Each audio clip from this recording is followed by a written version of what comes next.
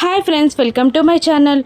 రమ్య దాత్రికి కాల్ చేస్తుంది. Dhatri call lift చేసి, చెప్పు రమ్య, ఏదైనా లీడ్ దొరికిందా అని అడుగుతుండగా రమ్య ఇలా చెప్తూ ఉంటుంది. మేడం, నిషికి 100 మీటర్స్ కన్నా తక్కువలో ఉన్న సెల్కి సంబంధించిన సిగ్నల్స్ దొరికాయి, లొకేషన్ షేర్ చేస్తున్నాను అని అంటుంటుంది రమ్య. అలాగే పంపు అని అంటూ ఇక జేడీ టీం ఆ లొకేషన్ని పట్టుకొని ఆ ఏరియాకి వెళ్తారు. ఇక అక్కడ చుట్టుపక్కల ఉన్న ఇళ్ళన్ని గమనిస్తూ ఉంటుంది దాత్రి. ఇక ఏ ఇంట్లో ఉన్నారంటావు దాత్రి అని కేదార్ అడుగుతూ ఉండగా, ఇక ఈ రెండిళ్లలో మనుషులు ఉన్నారు, కానీ ఆ ఇంట్లో మనుషులు లేనట్టు లాక్ వేసింది, కానీ అందులో లైట్స్ వెలుగుతున్నాయి. నాకు తెలిసినంత వరకు యువరాజ్ ఆ ఇంట్లోనే ఉంటాడు అని జేడీ అంటూ ఇక జేడీ టీం మొత్తం ఆ ఇంటిపై అటాక్ చేస్తుంది. కిరణ్ బయట నిలబడగా జేడీకేడి ఇద్దరు ఇంట్లోకి